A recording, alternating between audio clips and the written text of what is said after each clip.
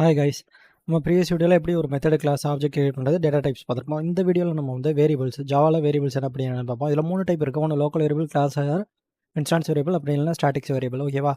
Local variable அப்படிங்கிறது என்ன அப்படின்னா, நான் வந்து ஒரு மெத்தட் வச்சுருக்கேன். ஒரு மெத்தட் வந்து எம்ப்ளாய் ஐடி அப்படின்னு சொல்லி ஒரு மெத்தட் வச்சுருக்கேன்னு வச்சுங்களேன். இந்த எம்ப்ளாய் ஐடிங்கிற மெத்தடுக்குள்ளே நான் ஒரு வேரியபிள் கொடுக்குறேன் அப்படின்னா அது வந்து local variable.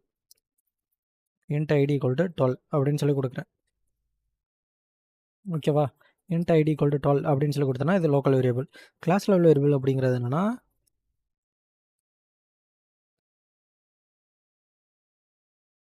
Int ID number equal to 15. ஓகேவா? ஸ்டாட்டிக் வேரியபிள் அப்படிங்கிறதுனா முன்னாடி நீங்கள் ஸ்டாட்டிக்னு மென்ஷன் பண்ணணும்.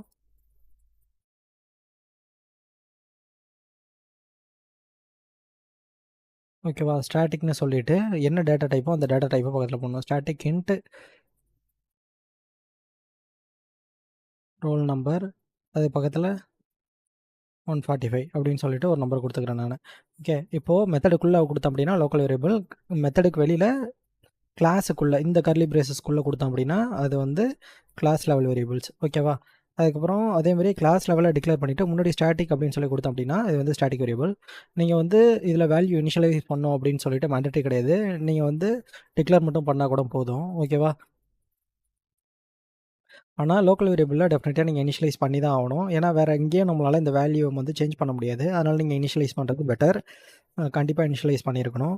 இப்போ நான் இதை பிரிண்ட் பண்ணி பார்க்கணும் அப்படின்னு நினச்சேன்னா இதுக்குள்ள நான் ஒரு சிஸ்அவுட் ஸ்டேட்மெண்ட் வச்சுருக்கேன்.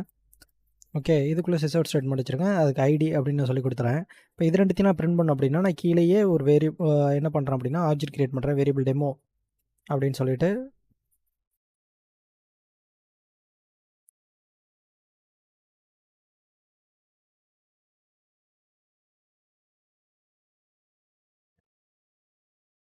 வேரியபிள் டெமோக்கு வந்து நான் என்ன பண்ணுறேன், ஆப்ஜெக்ட் கிரியேட் பண்ணுறேன். Windows V equal to okay, object create பண்ணுறேன். இதில் வி டாட் அப்படின்னு சொல்லிட்டு நான் கால் பண்ணுறேன். எனக்கு வந்து என்ன பண்ணுது, ஐடி நம்பர் அப்படின்னு சொல்லிட்டு ஒன்று இருக்குது. ஐடி நம்பர் அப்படிங்கிறது இது. ஓகேவா? அதுக்கப்புறம் எனக்கு என்னோட எம்ப்ளாயி டீட்டெயில்ஸ் இதை நான் பிரிண்ட் பண்ண போகிறேன். என்னோட மெத்தடை பிரிண்ட் பண்ண போகிறேன். என்னோட மெத்தடை கூப்பிட்டுக்கிறேன். ஓகேவா? இப்போ நான் என்னோட மெத்தடை பிரிண்ட் பண்ணி பார்க்குறேன். கண்ட்ரோல் F11 எனக்கு 12 அப்படின்னு சொல்லி பிரிண்ட் ஆயிடுச்சு. ஏன்னா நான் இங்கே ஐடிக்கு வந்து 12 கொடுத்துருக்கேன். அதை நான் பிரிண்ட் பண்ணி பார்க்கணும்னு சொல்லிட்டு மெத்தட் லெவல் கொடுத்தேன். நான் மெத்தடை கூப்பிட்டேன் அப்படின்னா எனக்கு இந்த மெத்தடில் உள்ளது எல்லாமே இந்த செட் ஆஃப் இன்ஸ்ட்ரக்ஷன் வந்து எனக்கு வந்து பர்ஃபார்ம் பர்ஃபார்ம் பண்ணிவிடும். ஸோ எனக்கு வந்து 12 அப்படின்னு சொல்லி பிரிண்ட் ஆயிருக்கு. இப்போ நான் என்ன பண்ணுறேன், எனக்கு வந்து அவுட் சைடில் உள்ள அந்த class variable, static variable print பண்ணணும். நான் என்ன சொல்லுவேன், கிளாஸ் வேரியபிளை பிரிண்ட் பண்ணுறதுக்கு நமக்கு வந்து ஆப்ஜெக்ட் கிரியேட் பண்ணணும். ஆப்ஜெக்ட் கிரியேட் பண்ணி ஆப்ஜெக்ட் ரெஃபரன்ஸ் நேம் வச்சிருக்கேன் வி டாட் அப்படின்னு சொல்லிட்டு. ஐடி நம்பர் கொடுக்குறேன். ஐடி நம்பர் ஓகேவா, பிரிண்ட் ஆயிடுச்சு. இப்போ நான் கண்ட்ரோல் F11 கொடுக்குறேன். எனக்கு 34 அப்படின்னு சொல்லி பிரிண்ட் ஆயிருக்கு. 34 தான் கொடுத்துருக்கேன். நான் 34 பிரிண்ட் ஆயிடுச்சு. இப்போது இதுவே ஸ்டாட்டிக் வேரியபிள் பிரிண்ட் பண்ணோம் அப்படின்னா சிஸ்அவுட்டில் நான் என்னோட வேரியபிளை மட்டும் கூப்பிட்டுறேன். என்னோட வேரியபிள் மட்டும் கூப்பிட்றேன் ரோல் நம்பர் அப்படின்னு. ஏன்னா ஸ்டாட்டிக்ங்கிற கீவேர்டு என்ன பண்ணணும், மெமரி மேனேஜர் பண்ணணும். அதனால் அதுக்கு நீங்கள் ஆப்ஜெக்ட் கிரியேட் பண்ணணும் அப்படின்னு சொல்லிட்டு நீட் இல்லை. ஓகேவா? இப்போ நான் இதை பண்ணிட்டேன் 145. இப்போது இதுவே வந்து இந்த லோக்கல் வேரியபிளை வந்து என்னால் எடுத்துகிட்டு போயிட்டு ரீஅசைன் பண்ண முடியாது. எக்ஸாம்பிள் வந்து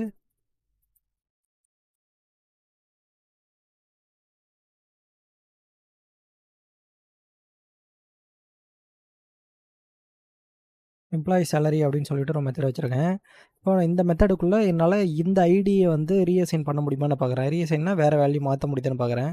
145 அப்படின்னு சொல்லி கொடுத்துருக்கேன். நல்லா மாற்ற முடியல. நான் ஆல்ரெடி சொல்லியிருப்பேன் லோக்கல் வேரியபிள்ங்கிறது இதுக்குள்ளே தான் இருக்கணும். ஓகேவா? அதோட லைஃப் டைம் இதுக்குள்ளே மட்டும்தான். ஓகே, வெளில வந்து இன்னொரு மெத்தடில் இன்வொர்க் பண்ணணும்னு நினச்சா என்னால் பண்ண முடியாது, ரீஅசைன் பண்ண முடியாது. இப்போ இதுவே வந்து இந்த ஐடி நம்பர் இருக்குல்ல, ஐடி நம்பர் 34, ரோல் நம்பர் 145. இப்போ நான் இதை வந்து மாற்றணும் அப்படின்னு நினைக்கிறேன். நான் எக்ஸாம்பிள் வந்து வேறு நம்பர் ரீஅசைன் பண்ணணும்னு நினைக்கிறேன். அதுக்கு வந்து ஐடி நம்பர் ஈக்குவல் டு நான் என்ன கொடுக்குறேன், 1, 2, 3 அப்படின்னு சொல்லி நான் கால் பண்ணுறேன். ஐடி நம்பர் ஈக்குவல் டு 1, 2, 3 அப்படின்னு நான் சொல்லி கொடுக்குறேன். இப்போ வந்து பார்த்திங்க அப்படின்னா எனக்கு வந்து ஐடி நம்பர் என்ன இருக்குது, ஐடி நம்பர் ஸ்டேட்மெண்ட் இருக்கா, எனக்கு ஆல்ரெடி 34 பிரிண்ட் ஆயிருக்கு. இப்போ என்ன பிரிண்ட் ஆகுதுன்னு பார்க்கலாம். கண்ட்ரோல் F11 கொடுக்குறேன். எனக்கு முன்னாடி என்ன 34 இருந்துச்சு, இப்போ வந்து 123 பிரிண்ட் ஆயிருக்கு. என்னால் ரீஅசைன் பண்ணணும் அப்படின்னு நினச்சேன்னா நான் ரீஅசைன் பண்ணிக்க முடியும். ஓகேவா? ரீஅசைன் பண்ணிக்க முடியும். இப்போ ஸ்டாட்டிக் வேரியபிள நான் எப்படி கால் பண்ணணும் அப்படின்னு சொல்லிட்டு, நம்மளால ஸ்டாட்டிக் வேரியபிளையும் நம்மளால மாத்தி பண்ண முடியும். ஸ்டாட்டிக் வேரியபிள் இருந்துச்சு அப்படின்னா, நம்மளால லோக்கல் வேரியபிள்குள்ள நம்மளால இது பண்ண லோக்கல் மெத்தட், நார்மல் மெத்தடுக்குள்ள பண்ண முடியும். ஸ்டாட்டிக் மெத்தட் இருந்தா ஸ்டாட்டிக் மெத்தடுக்குள்ள பண்ண முடியும். இதுவே ஒரு நான் ஸ்டாட்டிக் வேரியபிளா இருக்கு. இப்போ வந்து இன்ட் ஐடி இருக்கு. இந்த இடத்துல பிரைவேட் ஸ்டாட்டிக் அப்படின்னு சொல்லிட்டு இருக்கு. இப்போ நான் இந்த இடத்துல வந்து என்ன பண்றேன் அப்படின்னா, சிஸ்அவுட்ல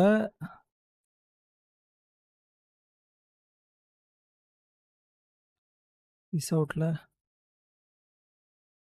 ஐடி நம்பர் குடுக்குறேன். சிஸ்அவுட்ல ஐடி நம்பர் குடுத்துருங்க. ஓகேவா? இப்போ நான் மவுஸ் ஓவர் பண்றேன். அது என்ன சொல்லுது அப்படின்னா, சேஞ்ச் டூ ஸ்டாட்டிக்ன்னு மாத்த சொல்லுது. இப்போ நார்மல் வேரியபிளா இருந்துச்சு அப்படின்னா, என்னால ஸ்டாட்டிக் மெத்தடுக்குள்ள இன்வோக் பண்ண முடியாது. இதுவே ஸ்டாட்டிக் வேரியபிளா இருந்துச்சு அப்படின்னா, என்னால ஸ்டாட்டிக் மெத்தடுக்குள்ள இன்வோக் பண்ண முடியும். அது மட்டும் இல்லாம ஸ்டாட்டிக் வேரியபிளா இருந்துச்சு அப்படின்னா, என்னால யூஸ் பண்ணிக்க முடியும். இதில நார்மல் நார்மல் மெத்தடுக்குள்ள. ஓகேவா?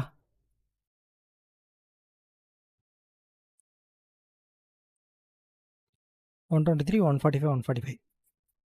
ஓகேவா? இதான் local variable, class variable, static variable. அதுக்கப்புறம் என்ன பண்ணுங்க, இதுலேயே ஸ்டாட்டிக் மெத்தட் பார்த்துடலாம். ஸ்டாட்டிக் மெத்தட் இருக்குது. இப்போ இங்கே ஸ்டாட்டிக் மெத்தட் ஒன்று கொடுத்துருக்கேன்னா, ஸ்டாட்டிக் மெத்தட் வந்து நம்ம கால் பண்ணோம் அப்படின்னு நினச்சோன்னா, நம்ம வந்து ஸ்டாட்டிக் மெத்தடோட நேம் மட்டும் டைரெக்டாக கூப்பிட்டு கால் பண்ணிக்கலாம். ஆப்ஜெக்ட் கிரியேட் பண்ணோம் அப்படின்னு நீட் கிடையாது. இது ஒரு இட்டாலிக் ஃபார்மேட்டில் மாறிடுச்சு பார்த்தீங்களா?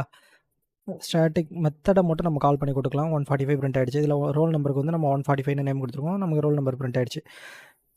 ஓகேவா? அதேமாரி வேரியபிள கால் பண்ணோம் அப்படின்னா, ஸ்டாட்டிக் வேரியபிள் அப்படின்னு சொல்லி கால் பண்ணிக்கலாம். அதுக்கப்புறம் இன்னொன்று பண்ணலாம். என்ன அப்படின்னா, நான் வேற ஒரு கிளாஸ் கிரியேட் பண்ணிக்கிறேன். கிளாஸ் நேம் டெமோ அப்படின்னு சொல்லி வச்சுருக்கேன். ஓகேவா? இப்போது நான் என்ன பண்ணுறேன் அப்படின்னா, ஒரு மெயின் மெத்தட் கிரியேட் பண்ணிக்கிறேன். ஓகேவா? இந்த மெயின் மெத்தடுக்குள்ளே நான் என்ன பண்ணுறேன், வேரியபிள்ஸ் டெமோ அப்படின்னு சொல்லிட்டு ஒரு கிளாஸ் இருக்குது. வேரியபிள்ஸ் டெமோ டாட் நான் என்ன பண்ணுறேன், வேரியபிள்ஸ் டெமோ டாட்னு வச்சோன்னே எனக்கு வந்து 2 டேட்டா வருது. ஒன்று ரோல் நம்பர் வருதா? ரோல் நம்பர் வருது.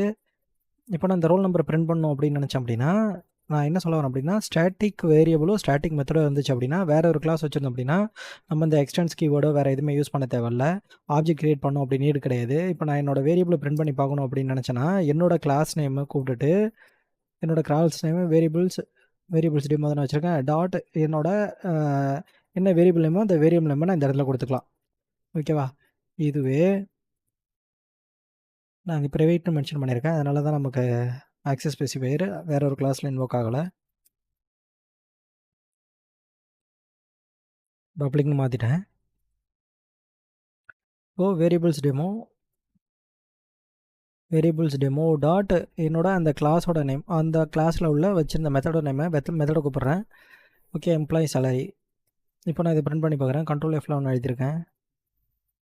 எனக்கு வந்து 145 பிரிண்ட் ஆயிருக்கு.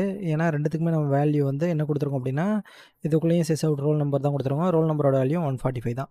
ஸோ நமக்கு வந்து என்ன அப்படின்னா, வேற ஒரு கிளாஸில் நம்ம கால் பண்ணணும் அப்படின்னு நினச்சோம் அப்படின்னா, வேற ஒரு கிளாஸில் கால் பண்ணோம். ஸ்டாட்டிக் மெத்தடையோ ஸ்டாட்டிக் வேரியபிளோ கால் பண்ணோம் அப்படின்னா, நம்ம வித்தவுட் ஆப்ஜெக்ட் கிரியேஷனில் கால் பண்ணிக்கலாம். சரி, ஓகே. இதுதான் வேரியபிள்ஸ் கான்செப்ட். இதில் ஏதாவது டவுட் இருந்துச்சு அப்படின்னா கமெண்ட்ஸில் சொல்லுங்கள். ஓகேவா? தேங்க்ஸ் ஃபார் வாட்சிங் திஸ் வீடியோ. மறக்காமல் சப்ஸ்கிரைப் பண்ணிக்கோங்க.